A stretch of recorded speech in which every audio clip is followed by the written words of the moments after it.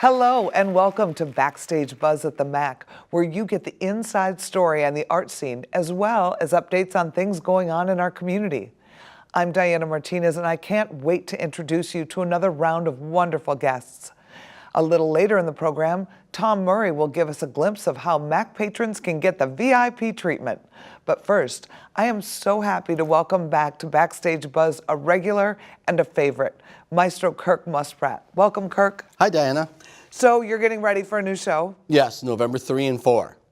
And Richard Hirschl, cellist. Richard Hirschl. I love Richard Hirschl. He's been in the CSO for about 30 years. I think he got in the orchestra when he was 10 or something 30 like that. years. Yeah, he told me the other day, he said, and I look at him and I go, how could you be playing in the orchestra for 30 years? Because he looks like he's 12 years old. He's one of those ageless men, you know.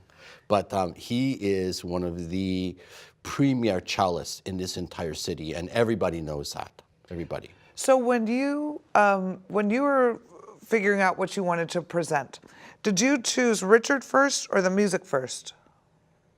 Good question. With this program, I made sure Richard was in. So when you knew Richard was in, is that what made you choose? Yeah. Then I'm going to finally I can do this piece, this Rachmaninoff piece. Or I hate to say this, but it's like being in Vegas. Would you like another card, sir? You know, that kind of thing. So I get Richard and I say, we'll do the Rococo variations, and he's like, great. And I say, now, Richard, what about these two pieces, this Rachmaninoff and this Tchaikovsky that's never played, these transcriptions? And I don't know what he's going to say. He's going to go, well, you know, this is never played. And he goes, oh my God, I would love this. I've been dying to play these. So this is Tchaikovsky music. And Rachmaninoff. That Tchaikovsky's never been played? Is that what you're saying? No, it's written for voice. The Tchaikovsky, the Lenski aria is this very sad aria at the end of the opera Eugene Onegin, where these two friends are going to have a duel, and one of them's going to kill the other one over a woman. And these two guys love each other, but they've made the thing we have to duel, so now they have to shoot. And so it's a tenor aria. It's so sad at the end of this opera, but it's been transcribed for cello. Oh, wow. So it's hardly ever played, you know? And then the Rachmaninoff Vocalise is written for soprano and orchestra, or soprano and piano, but we've transcribed it for the cello. We haven't, there's a transcription.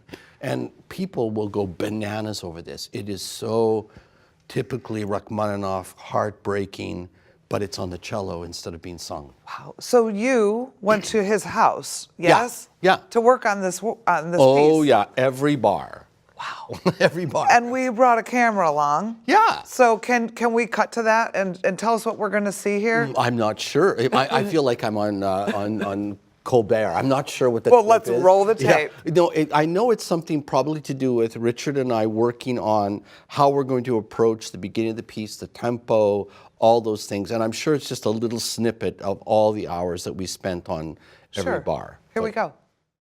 So can you tell me your thoughts? I mean, I have my thoughts about the beginning of the piece, but you're a soloist, so I'll do whatever you want, of course. Well, I like to find a reflective,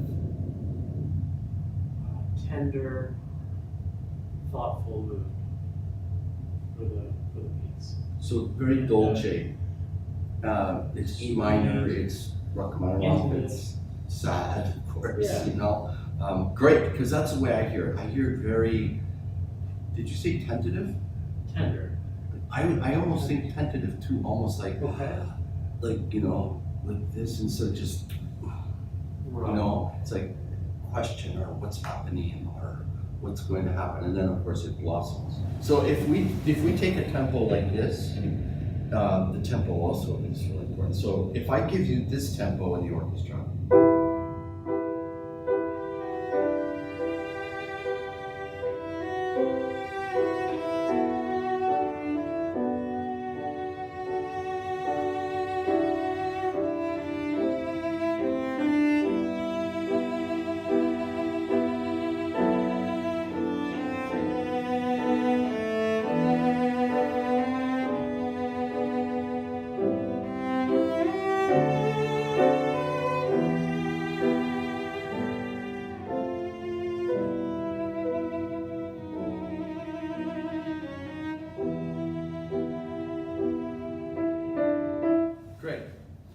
It's so interesting.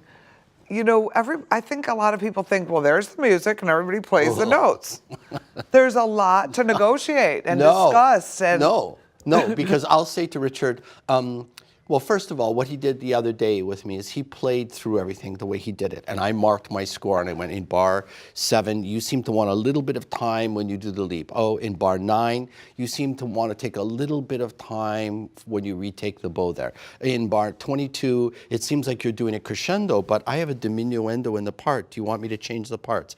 So then he goes, you know, maybe I don't want that time there, or you're right, I really want time there. And I go, okay, I have to be careful because I have pizzicati in the basses going boom, boom, boom, boom. So I'm going to be careful with them. And I have to know what he's going to do at every second and try to accompany him well. So the musicians have a chance to also accompany him well. It's very detailed. We spent 2.5 hours the other day just going through 2 of the pieces. You know, really, each variation very carefully so that when people come, it feels like a piece of cake. It's amazing, isn't it? Yeah, but it's like theater. I mean, you know, for one scene in a piece of theater, everything's got to be right. Which apron, you know, what makeup, when your entrance is, how you move the chair, what kind of chair, where's the light, what shadow, all that kind of, the inflection of the voice, the timing for your partner, you know, it's all amazing detail. And it is, I think a lot of time, it is like theater. So he plays the cello. Oh boy. Can he play the cello?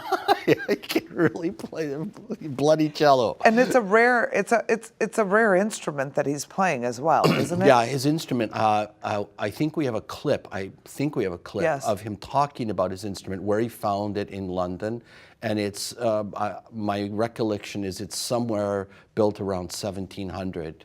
I think there's a clip. Here we go. Want to see it? I remember visiting you here once before, and your unbelievable cello. My mate. Yes, from the early 1700s. Yes? 1710. 1710. 1710, my companion. And it's called? It was made by a man named Gofriller.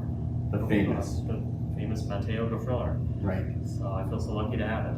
I've had it for about 8 years or so. Mm-hmm. And you found this cello where? Well, I was on tour in London. The orchestra was on tour, and there was an article in the Times of London about a Stradivari cello. And so I saw the article as I sat down to breakfast on tour, and I thought, oh, I want to see it. So I went to the dealer that had it, and it was a wonderful thing to play. But then he had this cello, and I fell in love with this one. Fantastic. Can you imagine playing something from the 1700s? I know. It's astonishing how careful you have to be, and all the trouble the cellists have. They'll go on a flight, and some lady will say, you have to put that in baggage. Oh, and no. you're like, no. And then you say, no, I'll pay for a first-class seat. And they say, we don't have one left. And then you have to not get on the airplane, and all this. The cellists have a terrible time. So they buy a seat just for the They cello. buy a seat just for the cello, yes. So everywhere they go. And, you know, Richard has probably at least 2 cellos. So let's say they're playing, you know, a Star Wars gig at Ravinia and it's 90 degrees out or something, he will not take that cello. He'll take one of his other good cello. Okay. Yeah. But, you know, you just think, who has been around that instrument? Was Beethoven around that instrument? Was Schumann around that instrument? Was Mahler around that instrument? Was Debussy around that instrument? Was it in Paris? Was it in Warsaw? Was it in Moscow? Was it in Berlin? Did von Karajan conduct when it was being used? And the instrument's like a human being. You know, it becomes like a part of history and a human being. It's pretty incredible. It is. It's just amazing. And, you know, nobody thinks about that. Like, oh, that guy's going to play the cello, right? You know, you're like, no, you don't understand. No, don't touch that cello. That's and, you know, when he comes out to say hello to me, you know, with me to the patrons and stuff, we will have somebody lock the door. Joe will lock the door. And then one of our stage crew will stand there outside the door. Oh, I don't blame him. No. So tell me more about this show. Yeah. We're going to see Rachmaninoff. We're going to see Tchaikovsky. Mm-hmm. Yep. What else are we going to see? You're going to actually see more Tchaikovsky and hear more Tchaikovsky, Diana, at the end of the first half, because we're going to play some excerpt from Sleeping Beauty. Oh, beautiful. I know, and kids should come too, because we all know Sleeping Beauty, and Disney used the Tchaikovsky music. So right at the end of the first half, we'll play some excerpt from Sleeping Beauty. On the second half of the program, we're going to play my favorite, but not your favorite. I know you like 5 the best. I like 4 the best, and we're going to play 4. And it's not Beethoven Fourth. Yeah, Beethoven Fourth Symphony. It's written just 2 years before your favorite. It's written in 1806 or something, in what we call middle period Beethoven. And it is a more subtle, more not world-changing piece, but it's grazioso and beautiful and elegant and exciting. And mostly it's full of beans. This piece, it shows you what a great sense of humor Beethoven, poor Beethoven, who's already deaf by that time, has. He has this wonderful sense of humor still, and I think it's well shown in this Fourth Symphony. You know, I was talking to a patron the other day, and they said, you know why I like going to the shows at the MAC, the concerts with New Phil? I said, what's that? He goes, I love that guy. I go, the conductor? He said, yeah, because I learn a little bit every time I see a show, and I like knowing the backstory, and he makes it accessible. And I said, that's why I like it. You know, I never really understood all these nuances, and I think the more we know, the more we appreciate, you know? Sure. So when we know, okay, this song was written after Beethoven couldn't hear anymore, Right. It gives you a different appreciation. Right. Or like you said, you know, he had a sense of humor. So tell us how do you mean he has a sense of humor? Well, okay, so for a music nerd like me, okay, which I am, obviously, the first chords in the introduction, his teacher, Haydn, would have done, oh, here's a cup, and it's on a table, and it's full of water, of course, right? But Beethoven's put vodka in it. So the second or third chord, already, he's breaking all the rules. Okay. And people who are listening in 1806 are going, huh? Is that a bunch of mistakes? What's he doing? And then, of course, he comes back, and everything's fine. It's like Penn and Teller. All of a sudden, it's water again. Everything's fine. I made a bad metaphor. But right away, he's playing jokes on our ears. And it's full of bubbles and Sprite and champagne and joy and ebullience. So and it's youth. playful when you Yes, don't expect it. Exactly, and springtime and all this stuff with this guy going through a revolution where Napoleon has just gone through Vienna, where the world is terrible, where he's broke. Oh, he's moved 3 times that year because he's broke, and he's deaf. He's only 36 years old, and he's completely deaf. And he's flat broke, the poor guy. And you know, somebody's given him $50 or something to write a piece. Wow. But he has this God beautiful heart, joy in him that we don't think about so much with Beethoven, but he does. He absolutely has this beautiful. Well, you know, in history of the arts, every time countries go through bad things, you know, like the war or the Nazi occupation, that's when you find some of the best work that has come out, right? Mm-hmm. And people respond to it. Right. And it's a way to cope. Right. You know, the arts are a way to cope, and it's a way to express ourselves, and it's a way to connect, and it's a way to find humanity. And it's interesting to me that you said Napoleon was invading, and yet he wrote something that was playful, that was irreverent, that was speaking out to the, you know, against the norm. Yeah, exactly. And in the 1800s, that's how you did it, through, you know, through a classical piece. Yeah. Now we have rap stars that, and movies, you know, and MTV, and you know, all sorts of stuff where we could express those things, or CNN even, if you want to set your mind, or you text somebody and say, "Hey, how do you feel about this?" And then they had to express themselves kind of silently in a way through music, very subtly. You know, it was Not interesting silently. last night when I was thinking about our interview. The piece that Richard's going to play from Eugene Onegin, we call it the Lenski aria. It's from this opera, and the opera, the text, the book of it is by Pushkin.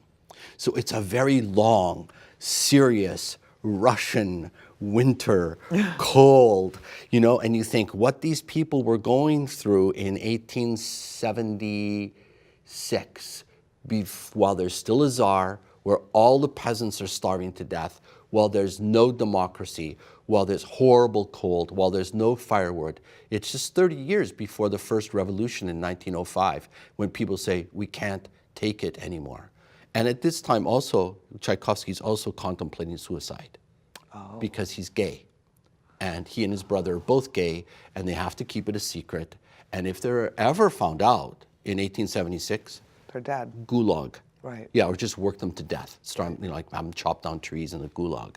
So then he's so depressed because he can't talk about this in society. He can't express this. His brother has to hide it also, you know. And this, when you hear this piece, it's so full of, you know, what he's saying in the aria, but he's going to say it on the cello, is he's looking at the river. It's the morning. His friend's going to come. One of them's going to die. They're both in love with the same woman. And he's going, where's life gone? Springtime's coming, this beautiful, you know, all this is here. In an hour, I'm not going to see this anymore, or my friend isn't going to see it anymore. And it's so Russian. It's so Russian, you know, it's so Russian. And I tease, and I hope I don't get in trouble with this. In Canada, we produce art, yeah. Sure. But we're not known for our great plays or our great, this or great, because we have such a nice country. You know, we're all nice. We have socialized Everybody's medicine. happy. Everybody's happy. We got hockey, you know, we got a 2-car garage, you know, we have a deer in our backyard. And You have a cottage. you're absolutely right about this angst that happens with Pushkin writing a play or a novel, or Beethoven or Tchaikovsky. All of this terror has to come out in people, and we have to find a way forward, you know. We will. With art. Humanity always does. We always Yeah. win.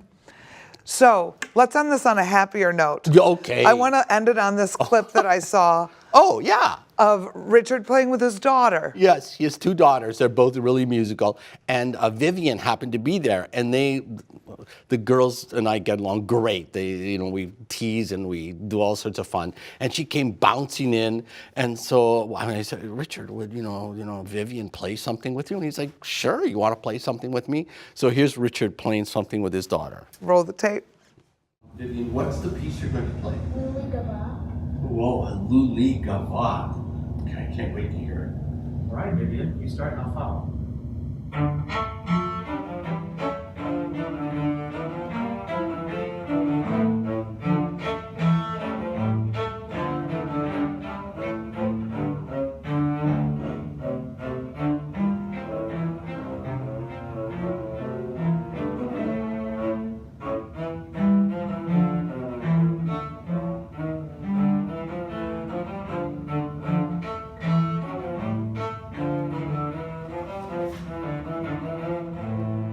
She's adorable. That was yes. awesome. Yeah, they're both wonderful people. I know that the patrons are going to enjoy meeting Richard so much because he's a first-class human being and a wonderful artist.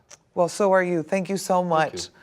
The CSO cellist Richard Hirschl will be at the MAC alongside New Philharmonic on November 3rd and 4th. For tickets or more information, please visit atthemac.org or call 630-942-4000. The MAC has a really unique series called National Theatre Live.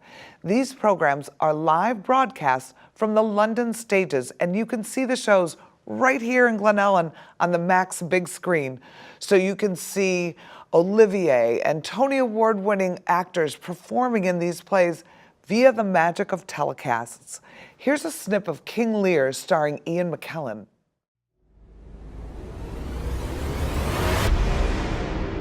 Blow winds and crack your cheeks, rage blow. You cataracts and hurricanes spout till you have drenched our steeples, drowned the cocks.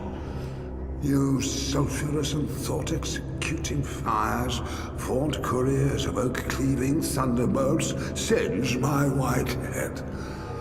Here I stand, your slave, a poor, infirm, weak, and despised old man.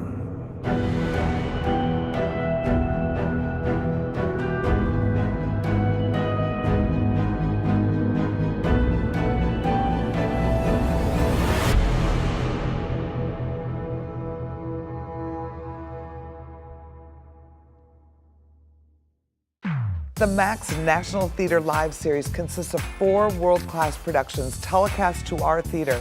For each show, there's an afternoon and an evening showtime available. This year, our broadcasts include Julie on October 4th and 7th, King Lear on November 8th and 11th, The Curious Incident of the Dog in the Nighttime on December 12th and 16th, and The Madness of King George III on February 14th and 17th. Don't miss any of these great events coming soon to the MAC. Campagna Flamenca, Eduardo Guerrero in the presentation of Flamenco Passion on Sunday, October 21st at 2 and 6 p.m.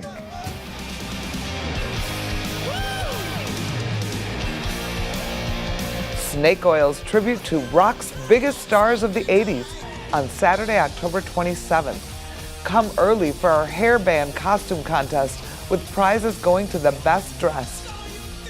The College Dance Fall Fusion Showcase is on Friday, November 2nd. Pete the Cat is back at the MAC on Friday, November 9th at 7 p.m. Come visit us for a holiday classic, College Theater's A Christmas Carol, running November 23rd through the 25th. The DuPage Community Jazz Ensemble will take the stage on November 29th.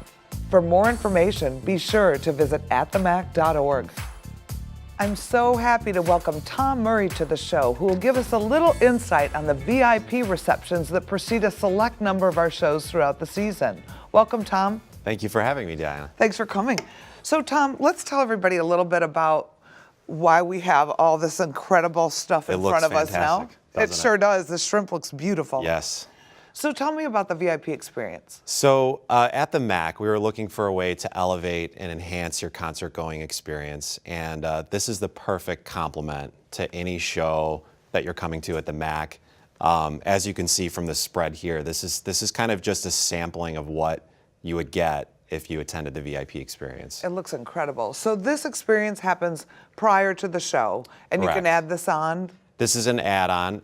You can go, there's two different places you can add it on. You can go to the box office at the MAC and purchase it there, or you can go online at www.atthemac.org. There you can purchase the VIP suite package, as it's called online. It's a $30 addition to the ticket. It's a pre-show experience. It is a private, exclusive area at the MAC that we have dressed just for the VIP experience. And we have a whole number of different things going on there. You get your own private bartender. Nice. Yep. You know what I like about it is that you can sit down. There's little tables, there's little couches. And if you want to talk before the show or you're celebrating a little something special, you can sit down. It's beautiful. You have this amazing spread. Right. It's just so well done right now. We've got it down to a science. And really, when you come and experience this VIP experience, you're going to have your own private bartender. It overlooks the Lakeside Pavilion. Which is so pretty. Which is so pretty. And in the wintertime, it looks beautiful. And it's all lit up. It's all lit up. Glass windows all around. Yes, it's so fantastic. We've got, like I said, your own private bartender. There's a whole variety of different wines, beers. And soda and water. Soda and water. You can take those drinks into the show with you. That's nice. You can come back at select shows where we have an intermission. You can come back and stock up and get even more. So it's a really good deal. It is really nice. And if you're going to have a couple of drinks anyway, it balances out. Or if you don't have time to eat before the show, Absolutely. There's plenty to eat. There's plenty. And what I love about the food, because I've been to other VIP experiences at other places, the quality and the level of the food that's provided. It's by our dining partners and Whole Foods, so it's top quality. It is an upscale product. menu for sure. Yes. So what are some of the delicious things that you brought today? Sure. So a couple of the things on the table here. We've got the Rustica red pepper and goat cheese crostini. They're so delicious. This one is fantastic. Not very spicy, just a nice, smooth, palatable crostini. Right here is the vinaigrette pear and blue cheese crostini. It's a great combination. And then, of course, you've got the classic shrimp cocktail. Who doesn't like shrimp cocktail? Right. And then back here, I see you have like a Mediterranean spread with pita. Yes, there's a Mediterranean spread, pita, olives. You've got the artichoke and the blue cheese. Over there, we've got more crostinis. Next to those, there's the eggplant arugula wrapped rolls, and there's red pepper and blue cheese inside. That's a really good one.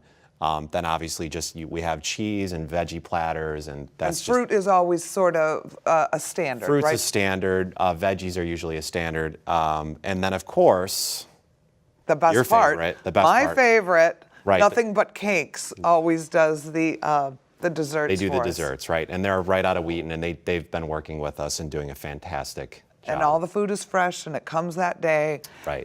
You know what's nice about this VIP experience, I think, is that a lot of people think, well, I'm going to a college to see a show. Right. They're not expecting this. No. And Yeah. then when you go to the MAC, you realize, oh my gosh, there's a full service bar. So they have snacks, they have food, it's beautiful. Right. We're competing with the Chicago Theater, the Auditorium Right. Theater. We're elevating the experience here at the MAC, and I think we've got something really special here. We do, and what I love is the staff. Your staff is incredible, and I asked I challenge you, can you come up with a drink special? Right. And something that people might not know about these drink specials is the time and the effort that goes into creating these recipes by Deb, who's Right. really quite I don't know what mixologist. she is. She's Yeah. a mixologist, She's and she'll great make at a simple syrup out of blueberry, and Right. and all of these. They're pretty involved drinks. They're very involved. Yeah, and it's always nice to see the look on patrons' faces when they come and they say, "Oh, what's the drink today?" And I it's know. this blueberry, concoction, lemonade vodka concoction, or it's an Italian margarita, or So we always have some fun specials going on. So look forward to those this year. It as is well. nice. Yeah. So the whole, I think the whole level of the MAC in terms of total experience has really improved, and I know that you've done a lot of work with your staff to bring it up, and we really do appreciate that, and I think the audience appreciates that because it makes them feel a little bit more sophisticated. That they're getting out and having this really nice time, and it's not Right. like, you just have to stand in the hall and wait and get crammed. We have a lovely lobby. Sure. We have an incredible art gallery Right. that you can visit for free Yeah. before every show. There are so many choices of things to do, what you're going to choose to go out and do at night with your significant other or your family. And we're just trying to we're trying to provide an experience that is elite, high level. And when you add this package on at the MAC, you're getting that.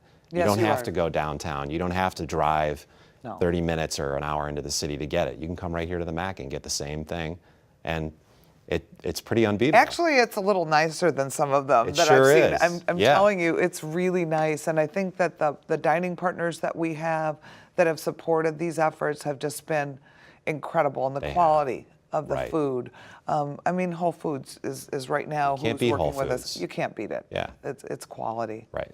So what's next on the agenda? Any other thoughts or?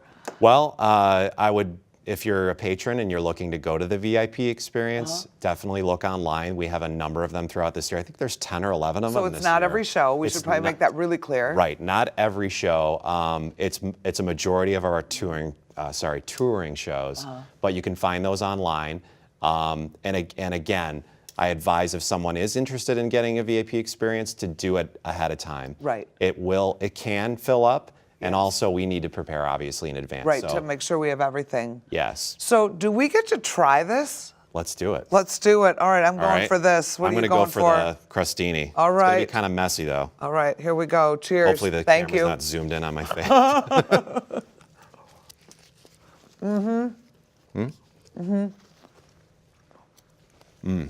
Well, That's delicious. really delicious. Don't miss your chance to be a MAC VIP. For more information on future VIP experience dates, please visit atthemac.org. That's all the time we have for today. Thank you for watching. We look forward to seeing you at the MAC and next time on Backstage Buzz. Crack a bottle of wine. I should do that. So don't take the whole shrimp bite before you have to do the lead out. Yeah, How I about got that?